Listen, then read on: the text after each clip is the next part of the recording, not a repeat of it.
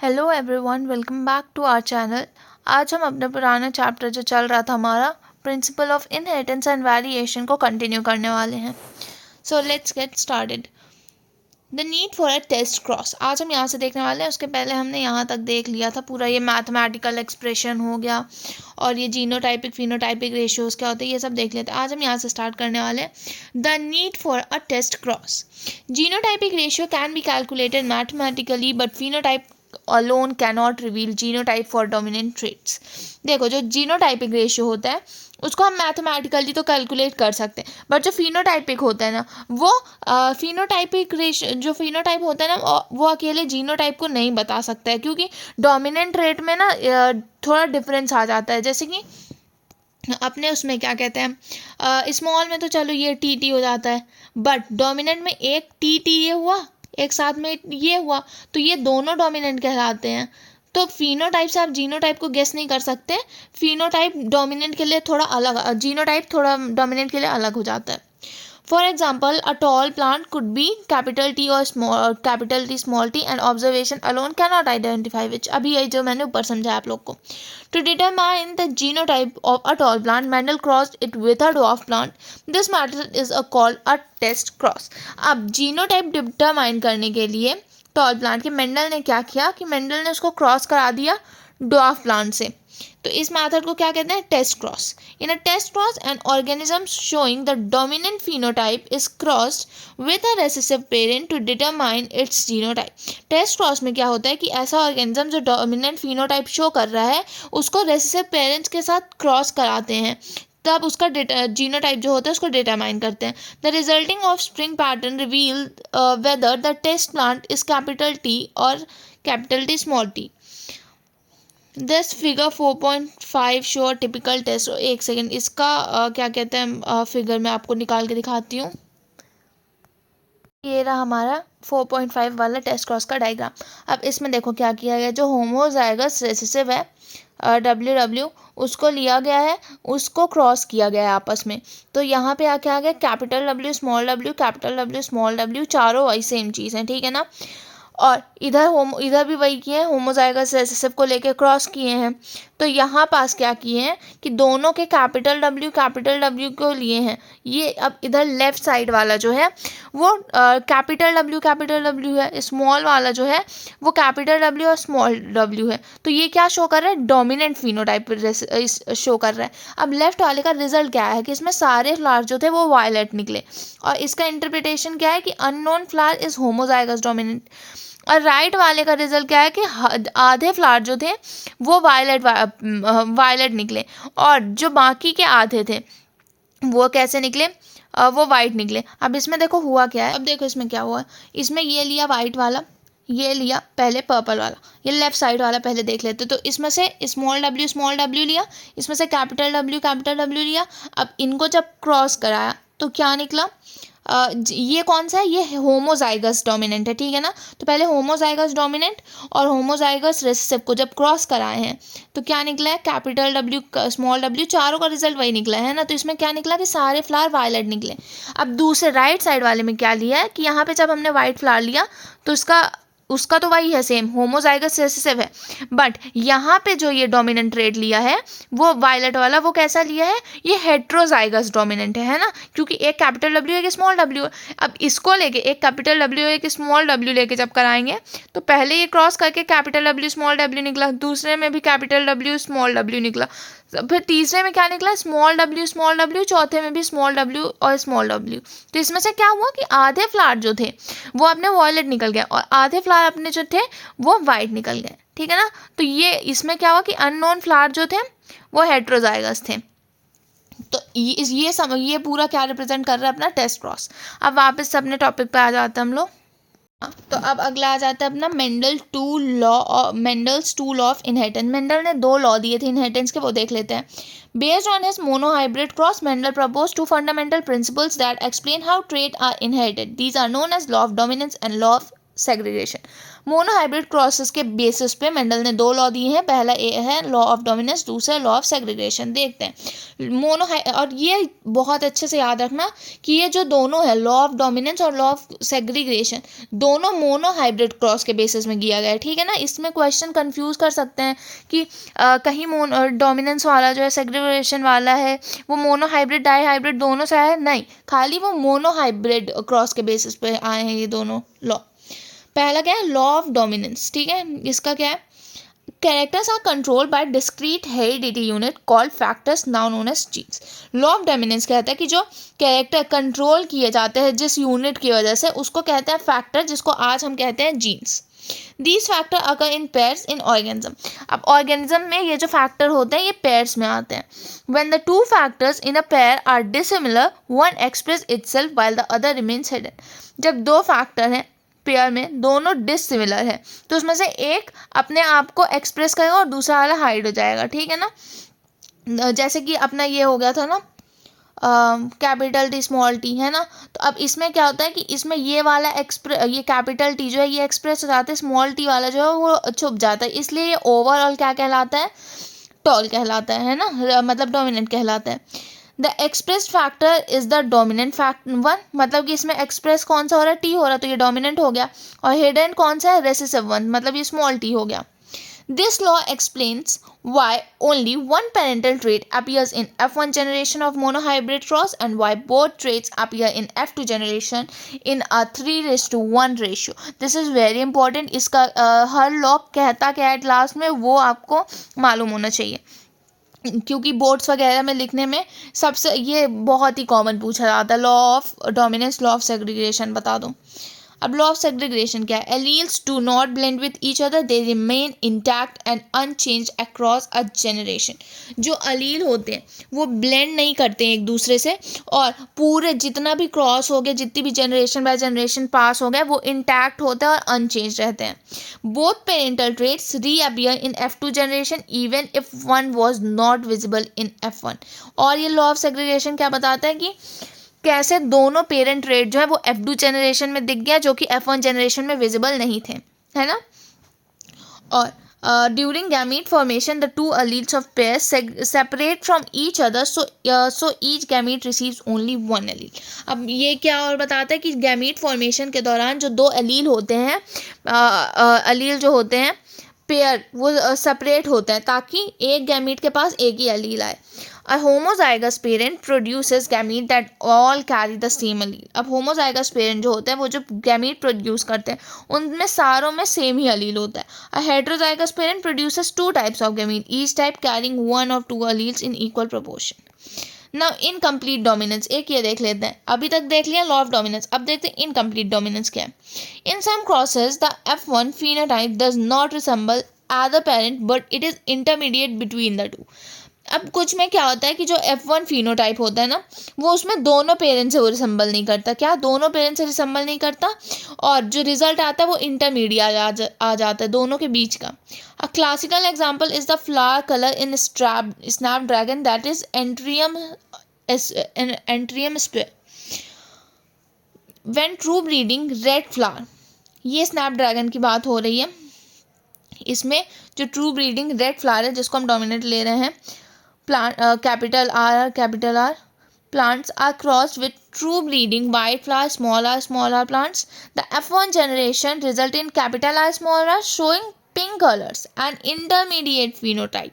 अब इसमें क्या हुआ, रेड फ्लावर लिए वाइट फ्लावर लिए, दोनों को क्रॉस करें तो जो F1 का जनरेशन है वो पिंक आ गया, मतलब ना रेड आया ना वाइट आया, दोनों का मिक्स पिंक आ गया। When the F1 pink plant are self pollinated, the F2 generation shows one red, two pink, one white। अब जब F1 के जो पिंक आए उनको सेल्फ पॉलिनेट किया तो F2 जनरेशन में क्या आया, 1:2:1 आ गया। कौन कौन सा कलर, रेड पिंक वाइट, है ना। The genotypic ratio remains same as a typical Mendelian monohybrid cross but the phenotypic ratio changes from 3:1 because R is not completely dominant over R. अब यहाँ पे जीनोटाइपिक रेशियो तो same रहा, but जो phenotypic ratio था वो change हो गया। क्यों? क्योंकि यहाँ पे जो कैपिटल आर था ना वो कम्प्लीटली डोमिनेंट नहीं हो पाया स्मॉल आर की वजह से, ठीक है ना। इसमें पूछ सकता है कि क्या सेम रह गया, फिनोटाइपिक रेशियो सेम रह गया कि जीनो, तो जीनोटाइपिक रेशियो सेम रह गया। This allows the heterozygote capital R small r to be phenotypically distinguishable from a homozygous capital R and small r। ये क्या अलाउ करता है कि जो हेट्रोजाइगट है अपने पास कैपिटल आर स्मॉल आर वो फिनोटिपिकली डिस्टिंग्विशेबल हो, किसके बीच? होमोजाइगोट जो होता है कैपिटल आर स्मॉल आर, ठीक है ना। अब बेसिकली इनकम्प्लीट डोमिनेंस क्या बताया कि आपने एक क्या कहते हैं, अगर दो ट्रेट लिए हैं तो उनका जब क्रॉस करा के F1 जनरेशन का जो रिजल्ट आएगा वो इंटरमीडिएट आ जाता है। Explanation of dominance. अब डोमिनेंस के बारे में बता। Dominance refers to how one allele can mask the effect of another allele in a heterozygote. Whether an allele is dominant or recessive depend on what the gene does. Every gene contains information to express a particular trait. In diploid organisms, there are two alleles for each gene. Allele is a heterozygote may differ due to changes or mutation which modifies the information they carry. For example, a gene coding for an enzyme may have two allelic form. A normal allele produces a fully functional enzyme required for biochemical reaction. अब ये जो है अपना क्या कहता है dominance के बारे में, ये क्या कहता है कि जो डोमिनेंस का मतलब होता है कि एक अलील है दूसरे अलील के इफेक्ट को छुपा देता है, ठीक है ना, जब दोनों एक साथ होते हैं। डोमिनेंस क्या होता है कि डोमिनेंस का मतलब है कि अगर दो अलील है कैपिटल ए और स्मॉल ए, और कैपिटल ए हमेशा अपना इफेक्ट दिखाएगा, चाहे ए साथ हो तो ए कैपिटल ए डोमिनेंट हो गया और स्मॉल ए रेसेसिव, ठीक है ना। दूसरा, अब अलील जो होता है वो डोमिनेंट या रेसेसिव क्यों होता है वो जान लेते हैं। ये डिपेंड करता है कि जीन का काम क्या है, यही जीन क्या प्रोटीन कौन सी फंक्शन बनाते हैं, उसके वजह से जो अलील है वो डोमिनेंट या रेसेसिव होता है, ठीक है ना। अब तीसरा क्या है कि हर जीन के दो अलील होते हैं। डिप्लॉइड ऑर्गेनिज्म है जैसे कि ह्यूमंस है ना, इनमें हर जीन के दो कॉपीज हैं, टू अलील्स होते हैं, एक माँ से और एक पापा से, है ना। चौथा क्या है कि हेट्रोजाइगट में अलील अलग हो सकते हैं। अगर एक अलील नॉर्मल है और एक म्यूटेड है तो उनका फंक्शन अलग होगा, ठीक है ना। एग्जांपल ले लो कि मान लो एक जीन एंजाइम बनता है, ठीक है ना, नॉर्मल अलील है ए, पूरा फंक्शनल एंजाइम बनाएगा, और अगर मॉडिफाइड है या म्यूटेटेड है तो वो कम एंजाइम बनाएगा या बिल्कुल नहीं बनाएगा, है ना। तो अगर कैपिटल ए नॉर्मल काम कर रहा है तो वो स्मॉल ए के इफेक्ट को छुपा देता है, इसीलिए कैपिटल ए डोमिनेंट हो जाता है। तो एट लास्ट होता क्या है कि डोमिनेंट अलील क्या होता है जिसका इफेक्ट दिखाई देता है, रेसेसिव अलील जिसका इफेक्ट सिर्फ तब दिखेगा जब दोनों अलील्स वो ही हो, स्मॉल ए, है ना। अब एग्जाम्पल के लिए इसमें वही चीज़ है कि normal allele produces a fully functional enzyme required for biochemical reaction. Modified allele may produces a normal but less efficient enzyme, a non functional enzyme और नो एंजाइम एट ऑल। ये जो है क्या कहते हैं अपना नॉर्मल अलील और मॉडिफाइड अलील वाला कॉन्सेप्ट, ये बहुत ज़्यादा पेपर पूछा गया है, मोस्ट इम्पॉर्टेंट, बहुत ही ज़्यादा पूछा गया है, ठीक है ना। अब हम अगला देख लेते हैं, dominant and recessiveness explained. A modified allele produces the same functional as the unmodified allele. It behaves equivalently and the phenotype is unaffected. If the modified allele produces a non-functional enzyme or no enzyme, the phenotype depends entirely on the function of allele. इसमें देखो पहला line क्या कह रही है कि जो modified अलील है अगर सेम काम करे तो कुछ नहीं बदलता, है ना, कि अगर म्यूटेटेड है या मॉडिफाइड अलील नॉर्मल अलील जैसे फंक्शनल प्रोडक्ट बनाए तो फिनोटाइप सेम रहेगा, है ना। यानी मॉडिफाइड अलील नॉर्मल अलील की तरह बिहेव करेगा, मॉडिफाइड अलील किसकी तरह बिहेव करेगा, एज अनमॉडिफाइड अलील या फिर नॉर्मल अलील की तरह। दूसरा क्या कह रहे हैं कि मॉडिफाइड अलील अगर नॉन फंक्शनल एंजाइम बनाएगा, तो अगर म्यूटेटेड अलील बेकार एंजाइम बनाया है ना, या एंजाइम बनाया ही नहीं, तो पूरा ट्रेट फंक्शनल या फिर नॉर्मल अलील पे डिपेंड करेगा। यानी फिनोटाइप सिर्फ उस अलील से डिसाइड होगा जो सही से काम कर रहा है ना। तीसरा अब क्या है, the functional allele represent to the original phenotype and is therefore dominant while the non-functional or absent allele is generally recessive। तीसरा क्या कह रहा है कि जो अलील ओरिजिनल है, प्रॉपर एंजाइम बनाया है, वो डोमिनेंट होता है, ठीक है ना, और जो अलील नॉन फंक्शनल है या एब्सेंट एंजाइम बनाएगा वो यूजुअली रिसेसिव होता है ना। अब चौथा क्या कह रहा है, in the snapdragon example the recessive trait is seen because the modified allele either fails to produces a functional enzyme और प्रोड्यूसेस नन एट ऑल। चौथा क्या कह रहा है कि स्नैपड्रैगन में रेसेसिव ट्रेट तभी दिखता है जब दोनों अलील म्यूटेड हो, क्योंकि म्यूटेड अलील फंक्शनल एंजाइम नहीं बनाता, इसीलिए रेसेसिव कलर तब होगा जब एंजाइम बिल्कुल नहीं बनता है ना। सिंपली ये क्या है कि डोमिनेंट अलील वो होता है जो फंक्शनल प्रोडक्ट बनाता है, रेसेसिव अलील वो होता है जो प्रोडक्ट नहीं बनाता या फिर नॉन फंक्शनल बनाता है ना।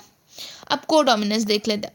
Unlike dominance F1 resemble one parent और incomplete dominance F1 is intermediate.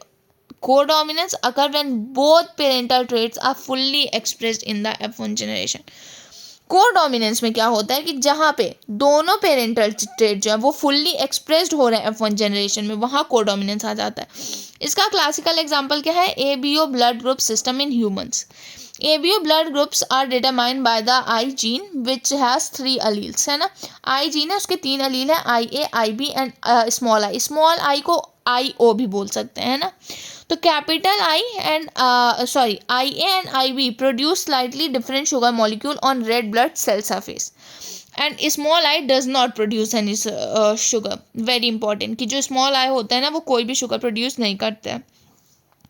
Humans are diploid, so each individuals has 2 allele for the I gene। अब IA है एंड I है, ठीक है ना, तो उसमें खाली जो IA शुगर है वो एक्सप्रेस होगा ना, क्योंकि IA डोमिनेंट होगा स्मॉल आई के ऊपर।